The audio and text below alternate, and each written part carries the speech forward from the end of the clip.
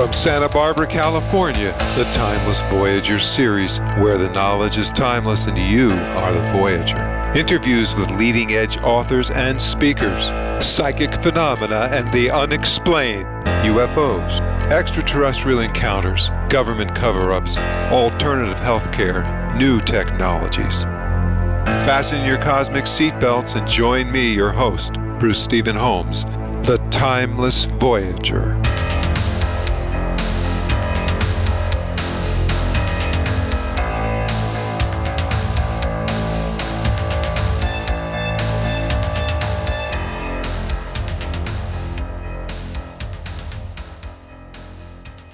Hello everyone, this is Bruce Stephen Holmes for Timeless Voyager Radio, and my guest today is Jean Peterson.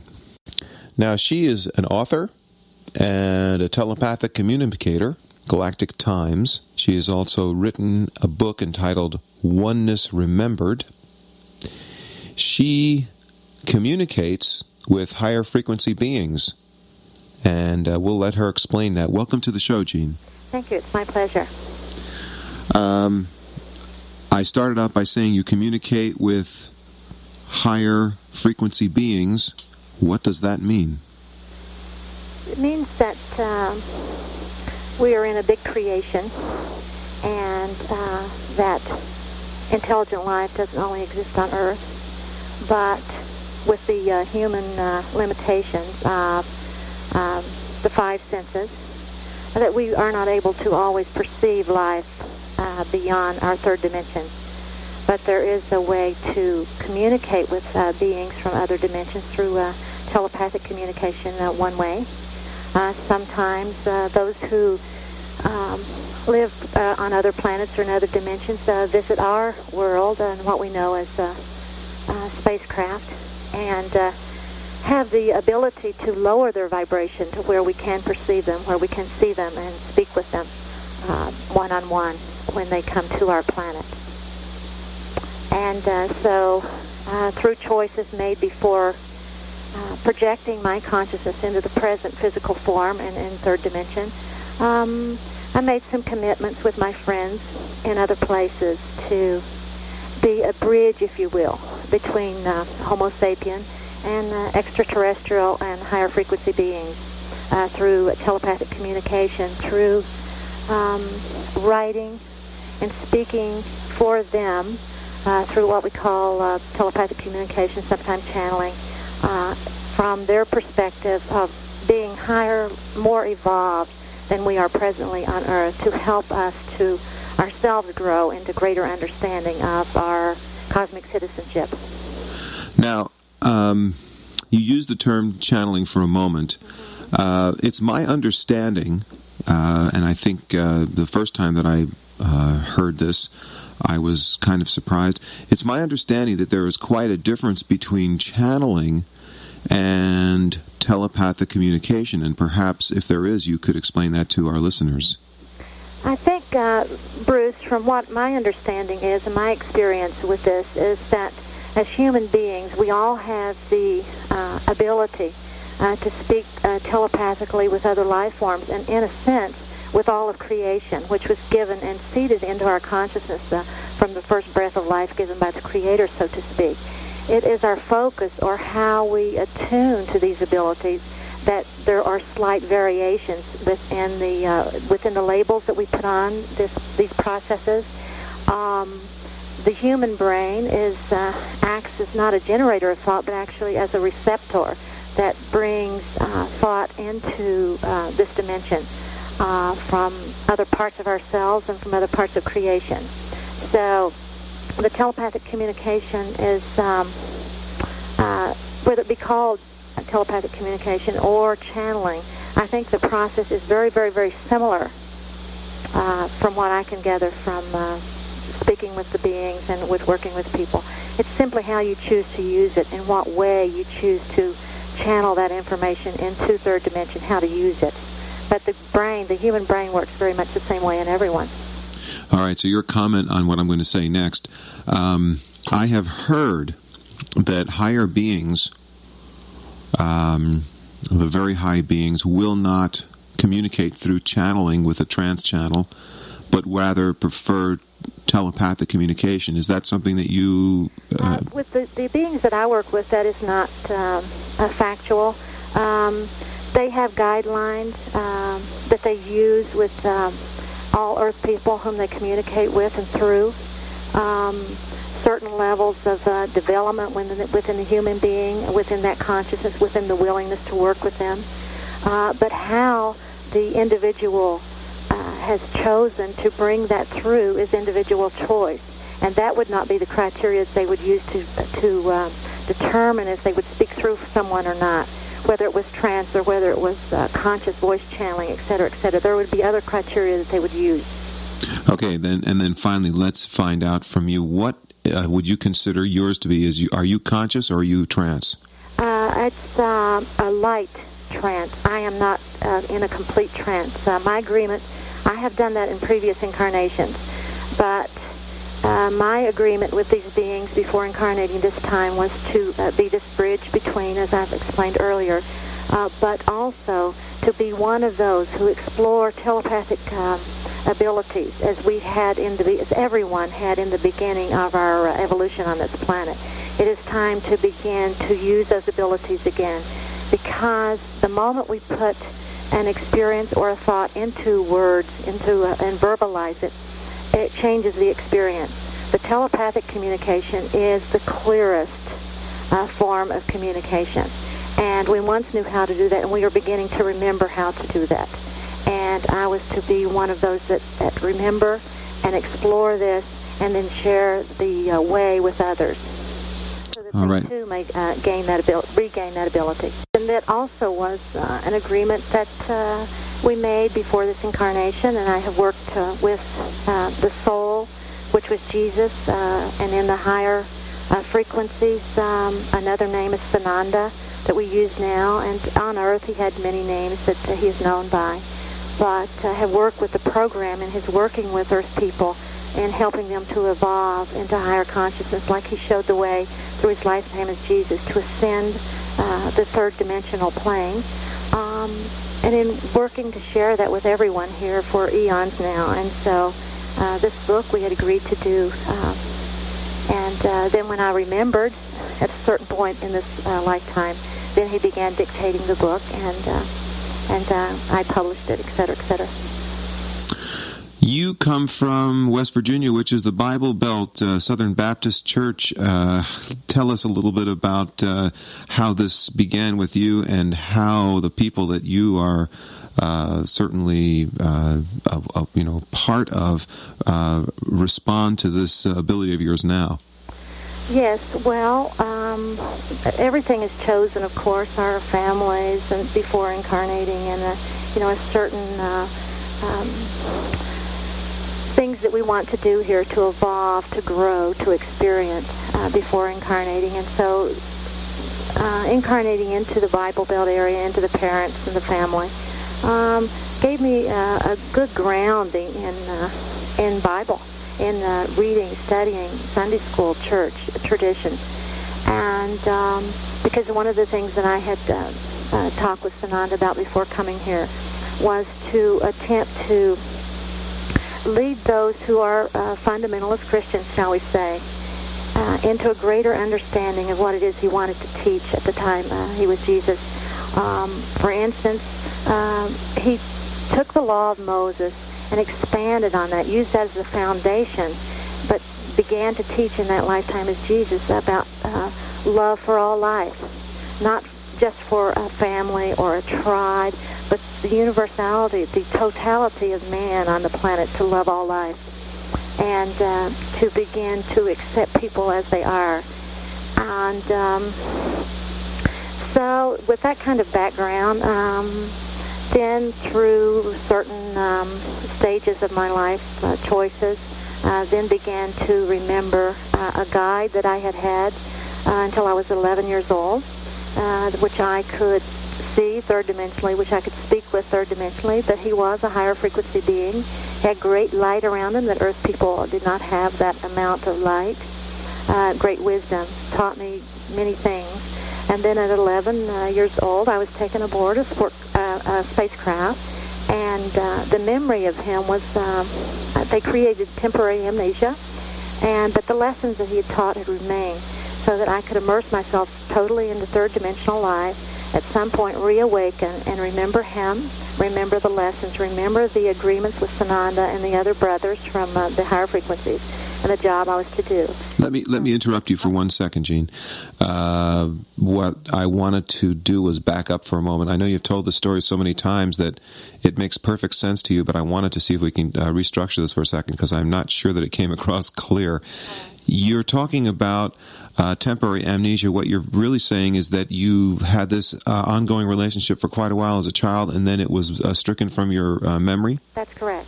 And then you regained it as an adult? Yes, I had to remember that myself, to somehow reawaken myself to those memories, with help from the brothers, but to make the conscious decision to explore my own soul records, my own evolution of the totality of the soul, not just as one incarnation. I had to remember that in order to be effective in what it is I'm to share now with other people who are awakening, with other Earth people. Okay. You told me that, and you also used the term three-dimensionality, and just for to review for people that are listening, what we're referring to is this physical existence. The physical existence, that's correct.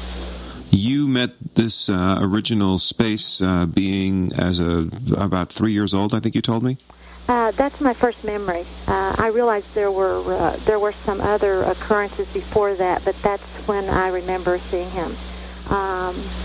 At this point in time, and I lived in the wooded area, and I was allowed. It was a real safe area, and I was allowed to go into the woods. I had a playhouse there, and I would meet. He would bring the shuttlecraft from the larger craft, the mother ship, but he would bring the shuttlecraft into that area, and he would teach me lessons. For instance, I am a Caucasian. And I lived in a very prejudiced area, and I had a black doll that I loved dearly, and no self-respecting white child in that area at that time would have had a black doll. And took a lot of ridicule from family and friends about this doll, but I loved it dearly. And he used that doll to teach me about prejudice, about that under the skin of many colors, that under the status and all the things that man has built up around who you are here, that we are one people, from the same source, one God. And those types of lessons have stayed with me my entire life. What would you say, then, is your connection with the UFOs, and why are they interacting with Earth people now? We are on an educational program.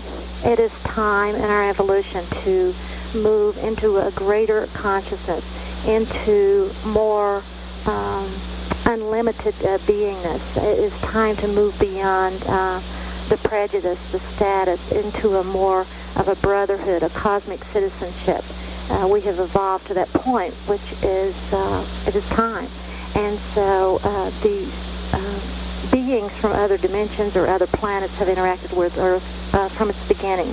We have records in the Bible. The wheel within wheels in Ezekiel was a spacecraft. The Star of Bethlehem that moved, that led the wise men to the birth of Jesus, was a spacecraft. The Moses that led through the wilderness, and the cloud was a spacecraft. Egypt and the pyramids, all around our planet are evidences that we have had spacecraft visiting this planet from the beginning. The Greek mythology were extraterrestrial beings attempting to assist man into evolving into higher consciousness, very distorted in what's come down to us, worshipped as gods, which they never wanted to happen. So they're very careful with us now. Sananda gives one example about our cars in our present age. In the 1900s, we began to have cars, and people would go out on Sundays and watch them go by. They were an enigma at that time. So now we have so many cars, nobody pays any attention. So they use the nature of man in that sense. The spacecraft play hide and seek. They're hide and seek. They're just slowly trying to evolve and use the way we behave and the way we think, so that the spacecraft doesn't become as common as the car, and we just simply ignore them without learning anything, or simply come in mass or come in groups as it did in the Greek times, and then they're worship of gods and we don't learn. So they're being very careful now, and they're trying all sorts of things. So this is a question, of course, that always comes up, and I think this is an excellent answer. I haven't heard a great answer like this before, and I'm very happy to have heard it now. You're telling us, basically, that one of the reasons why we don't have this mass entrance of UFOs and extraterrestrials is because they found that it's better to keep themselves special in order to get information across. Perhaps not special, but just that they work with our human nature, and they've learned right along with us of how we do think and how we do behave throughout our time. So they're attempting to be very careful. And for instance, they say, just the way we do with our children, we do not attempt to explain a life insurance policy to a 3-year-old. We just don't do it. We know that 3-year-old is not ready to understand. So they're not condescending or patronizing in that sense, but simply meeting us at the exact level where we are, and very carefully and very lovingly attempting to guide us into a higher way of being. Because they already have achieved that, and through their love for mankind are attempting to share that with us in the most loving and careful and guiding way that they can.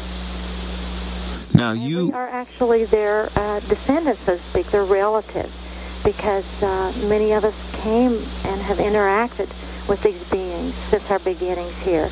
And so, as we are a brotherhood of man, and not all of us recognize that on Earth, that we are all one, so it is all of creation is one, and they are simply choosing to assist through love and through caring.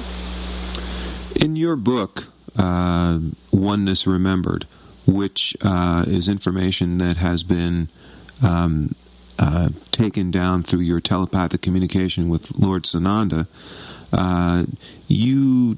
he speaks very much about the lessons that need to be learned. Perhaps you could comment on a few of those to our listeners. All right.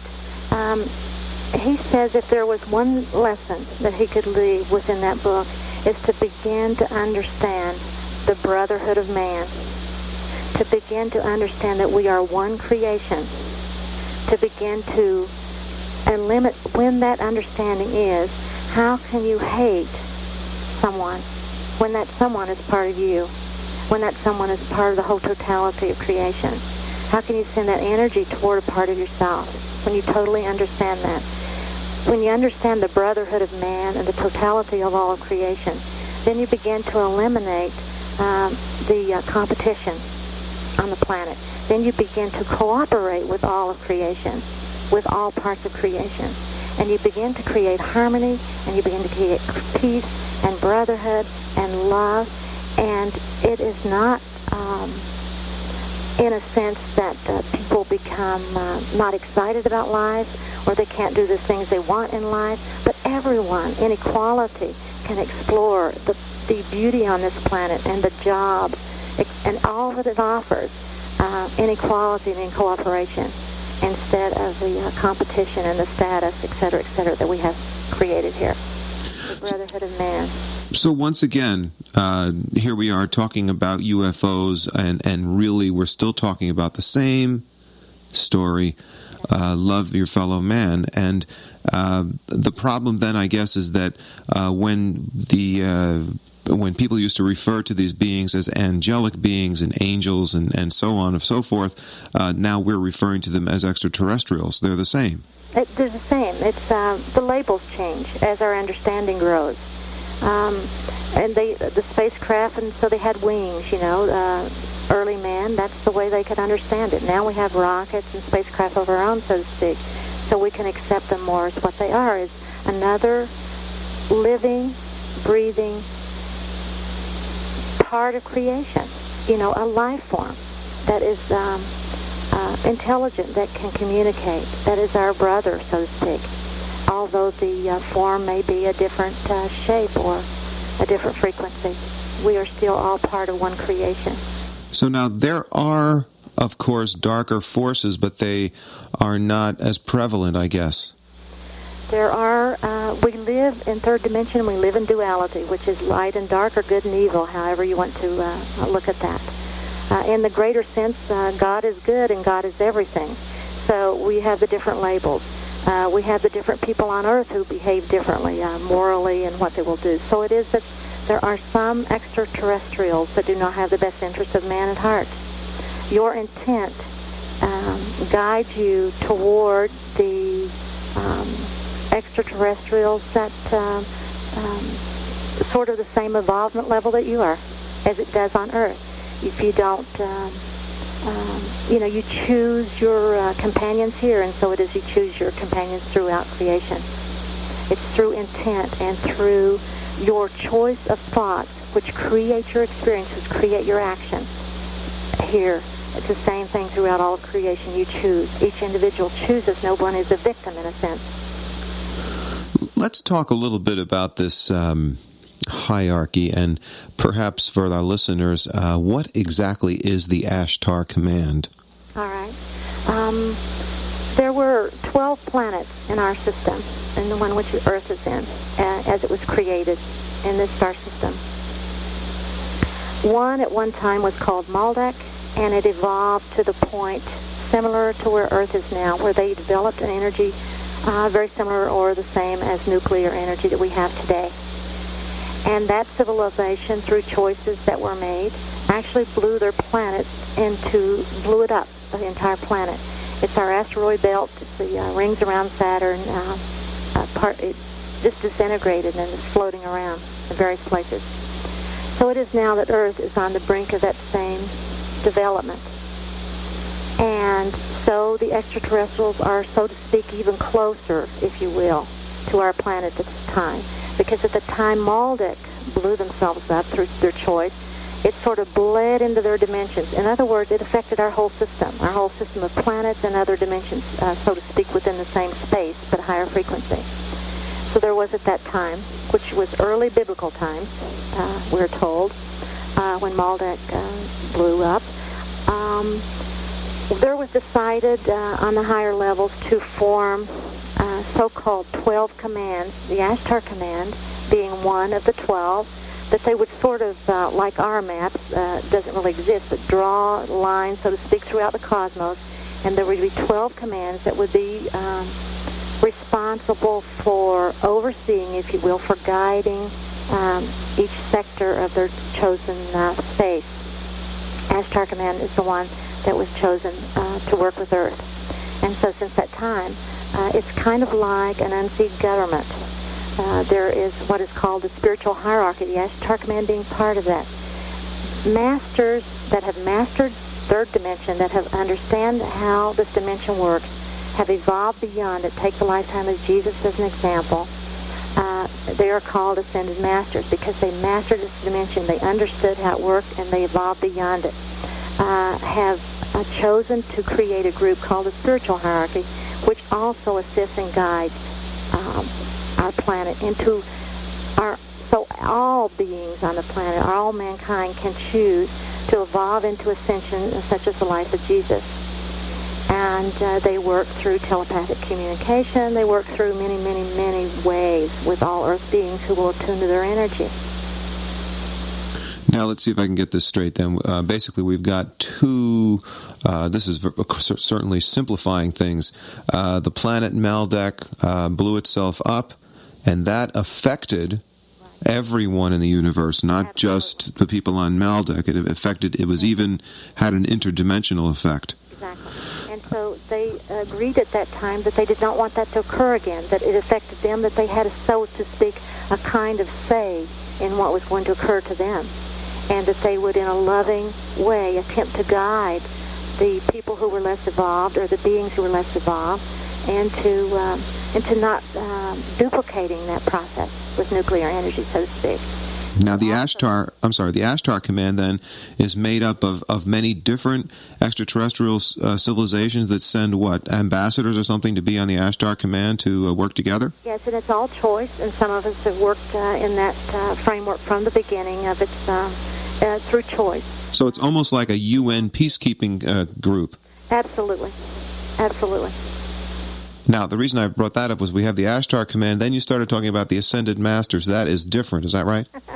Well, the Ashtar Command works within, it's sort of like you might call a branch, we call here, or sort of like the winged unit of the spiritual hierarchy. It's a part of the spiritual hierarchy, but a different unit, so to speak, or a different branch. Okay, but the Ascended Masters are not an extraterrestrial civilization. The Ascended Masters are, and within the Ashtar Command also, there are, Ashtar himself is what is called an etheric being, same as our Lord Sananda, Jesus. There are beings of with lower frequencies within their force field, within their around their form, that work within the Ashtar Command also. So it is, if you will, the same as Earth. There are people here whose consciousnesses are more evolved that walk side by side. The same it is within the command and within the spiritual hierarchy. Now, for our listeners, you actually are a secretary, kind of like an Earth emissary. You go and participate at these meetings that they have at the Ashtar Command and take notes. That's correct. I have evolved into the ability to perceive myself on the command ship and in my home or on Earth at the same time. So I'm aware of, we're all multidimensional, and we exist in different dimensions simultaneously, but the Earth part of us does not remember always.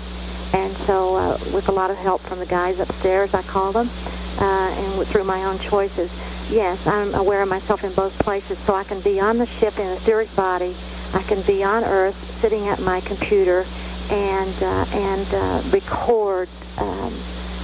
There are meetings, it's called a council room, lots of beings from Earth go there, and we have speakers just like on Earth, and then I record whatever they say and print it for those who are interested in remembering their own experience there, or the lessons that are contained within these speeches or messages.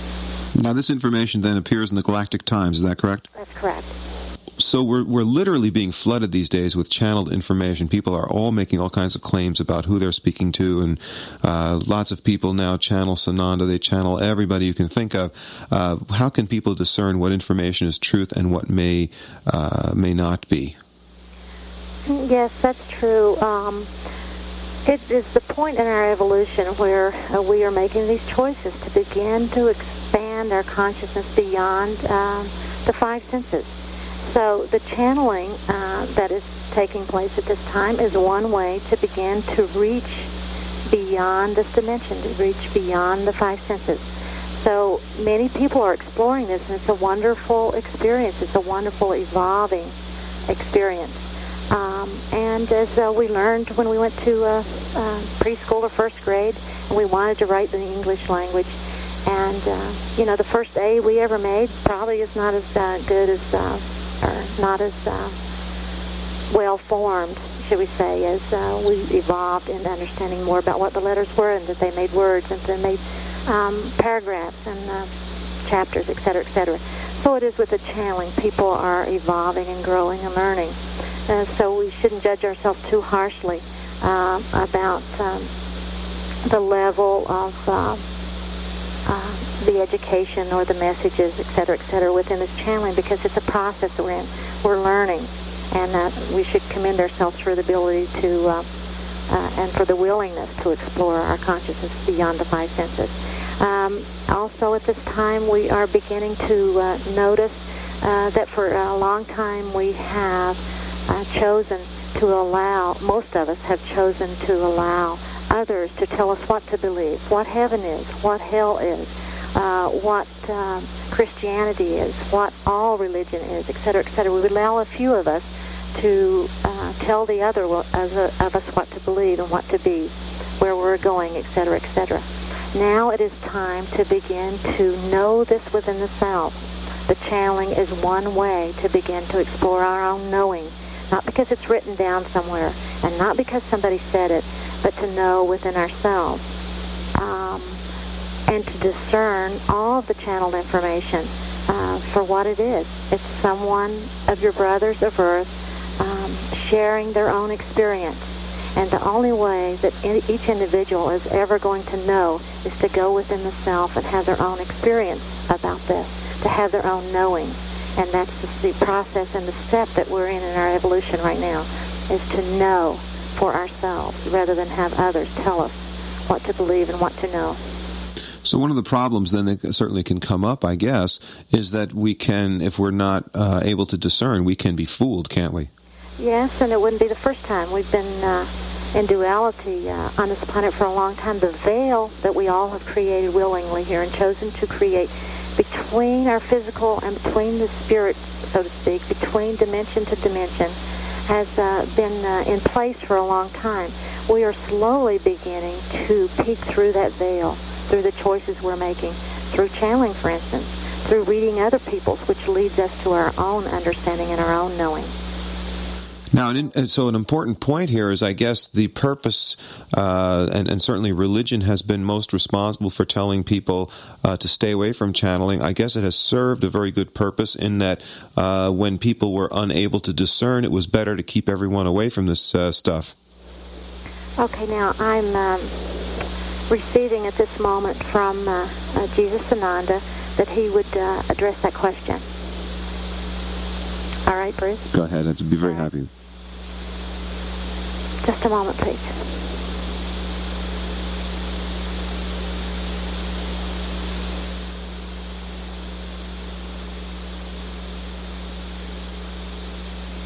Greetings to you, my brothers and friends of Earth. For it indeed is a grand truth that we are all brothers. And my purpose in the lifetime which you revere as the Master Jesus was to teach the concept of brotherly love, was to teach and to show my brothers of Earth that we are one. And I am often quoted as saying, I and my Father are one, and that is a great truth.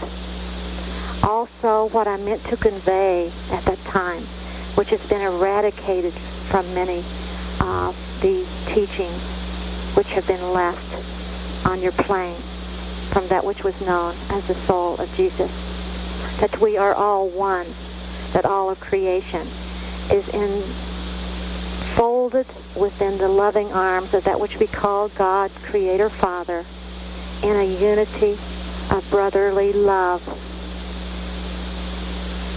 So it is, my fellow mankind, that it is time to awaken to the grander concept of the totality of your soul's experience within all time. For you have chosen to limit your understanding to one physical lifetime, and then to believe what has been told you, that God the Father would condemn a soul, so to speak, to that which be called hellfire forevermore and forevermore, through a soul's choices of exploring one lifetime of that which be called the tiny jewel of the planet Earth. That is a limitation that has been imposed upon the minds of man to create fear within each individual.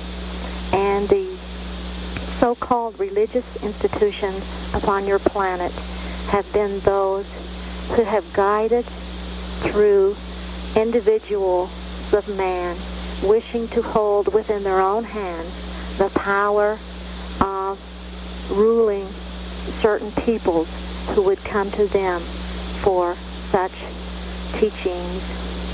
It is man-made teaching that God is a wrathful and jealous God. Along that truth, within that which you call your holy writ, is written, God is love.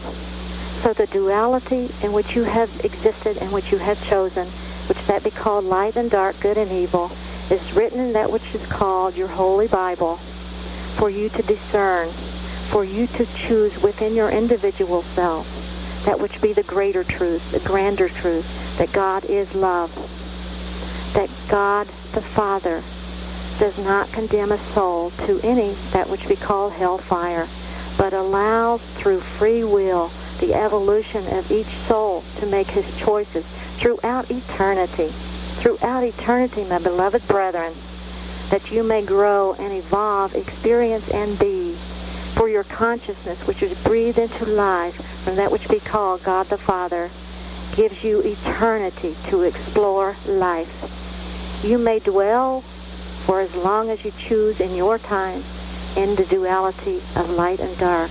But there is a grand occurrence upon your planet at this time through the evolutionary choice of that which we call God the Father to grant you at this time a higher vibration in which to exist. Your planet since the 1960s has been accelerating in vibration.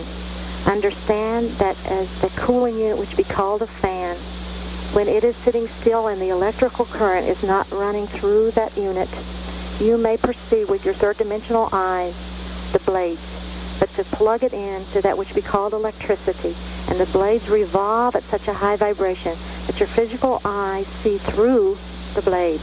That is a simple truth.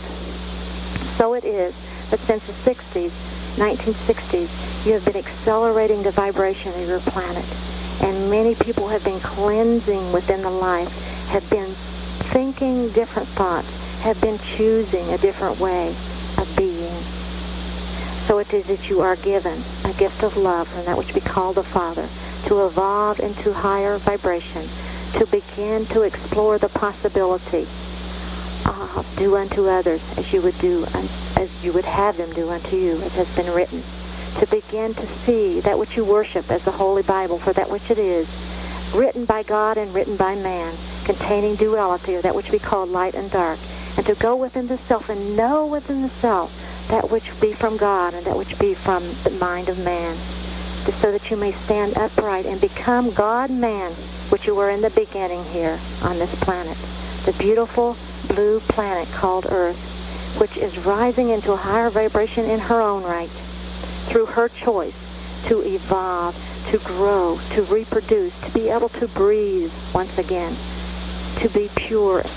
So it is, my fellow man, my brothers of Earth, that you are choosing, many of you are choosing to learn through experiences, through those experiences which you call channeling or telepathic communication, to begin to become more unlimited beings, which was my one example in the life of Jesus, and you have had many avatars, masters of this plane, for your example. I am not the only one. I did not intend, my brothers, for you to worship that lifetime. I meant, my beloved brethren, to show you my steps so that you could evolve, so that you could grow into your own ascension through your own knowing, through the example, to not worship me, because I am your brother, and we are one energy, given life by that which we call God the Father. Please, I ask you, as a brother who loves you, as a brother who has communicated with you for eons past, who has been one of you, who has walked your plane, who has learned the lessons you are learning, who has walked the path you are present on, that is evolving, transcending from one age to another. So as you are going from the Piscean to the Aquarian, so it is that at the birth of my soul into the physical form, which was Jesus, began the Piscean age. So it is, I know, and I resonate, and I understand, because I have been in your dimension in a physical form, in the same process you are now going through. And I ask you to please use the examples that have been given to you by the people upon your planet who have evolved into greater understanding, but to create that experience for yourself. For how can it do you well to worship that which we call the brother, to attempt to ride on someone else's coattails into a heaven or a greater dimension? But it must be done within the individual self. I offer a hand of brotherhood. I offer a hand of guidance. I offer my love and understanding. But you yourselves must work for that which you desire to be. Understand that we love you as you are, even as we guide you into that which you can be. Blessed be the name of the Father.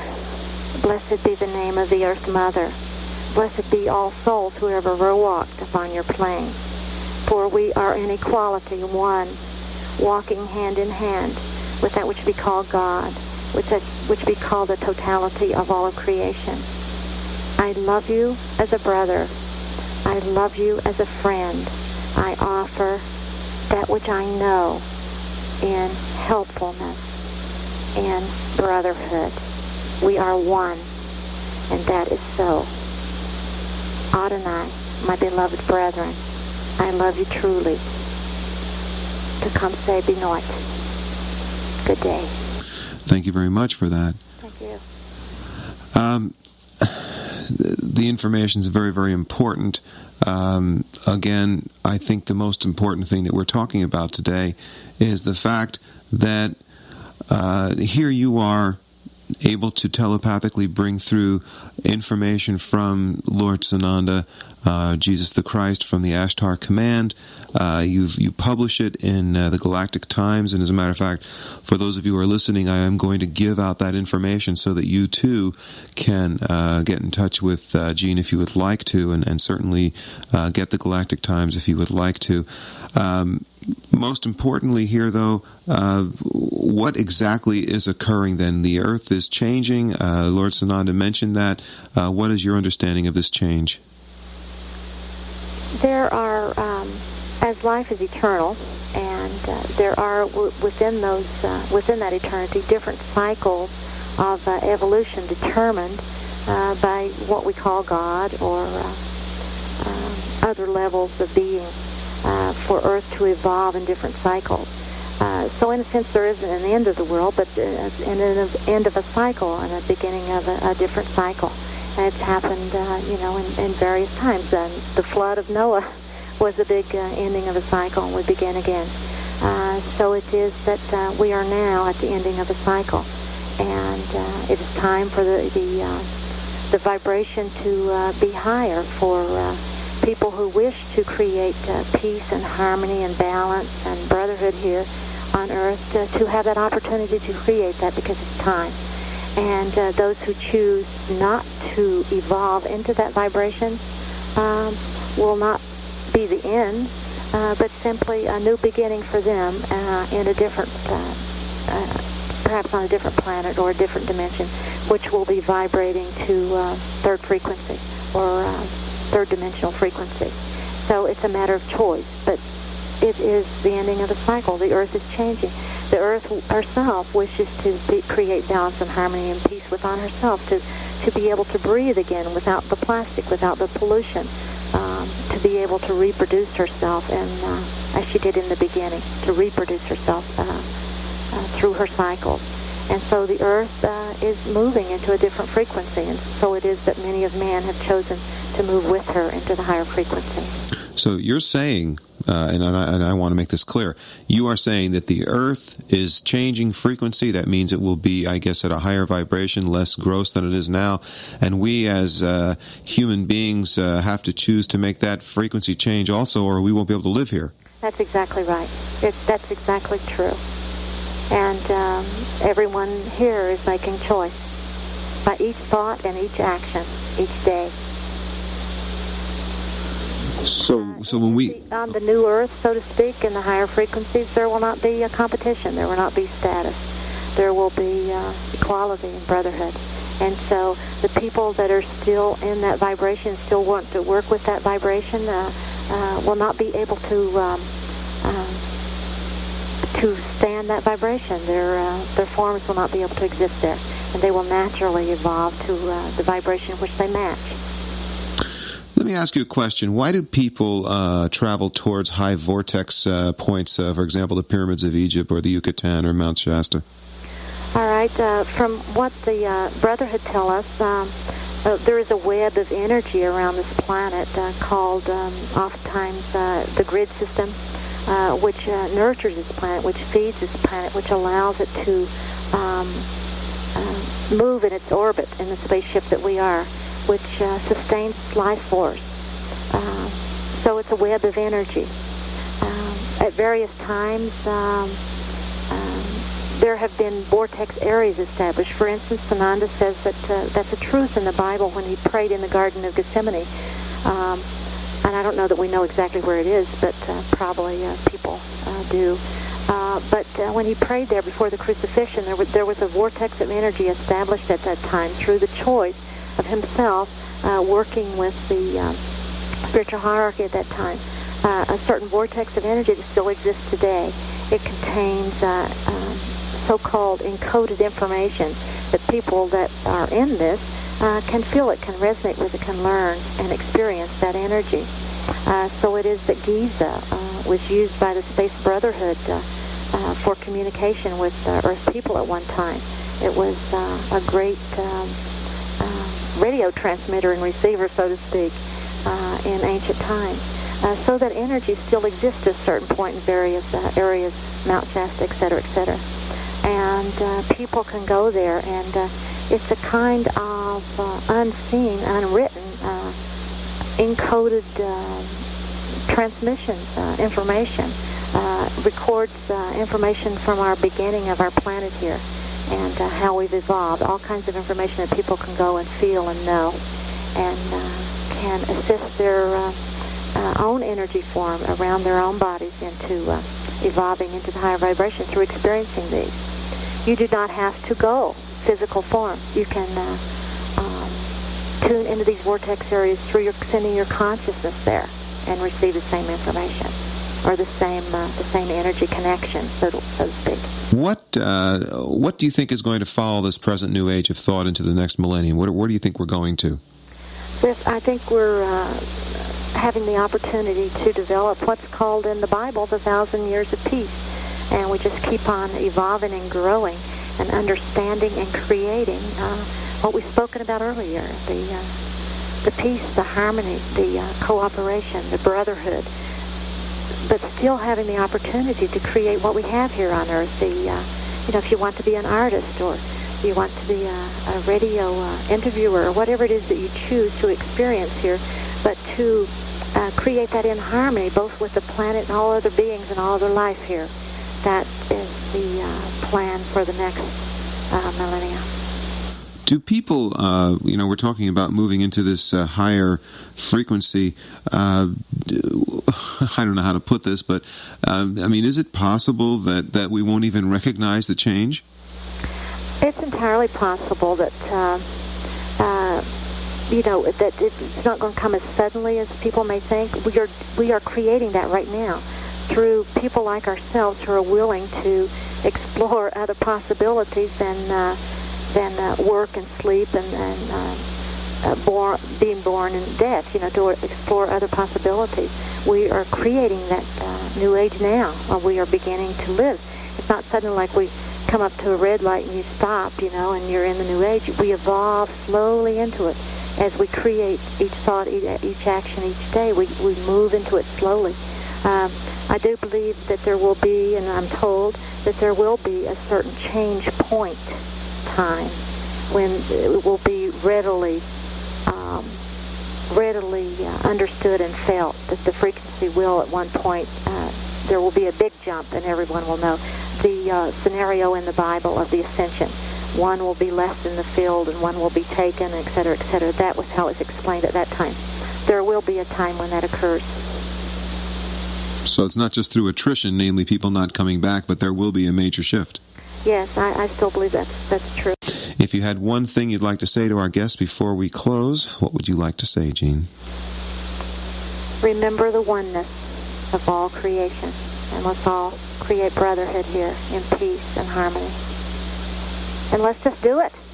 All right, thank you all for tuning in Timeless Voyager Radio. This is Bruce Stephen Holmes, and I hope that your own personal voyage through life towards the development of your highest potential is a joyous and successful one.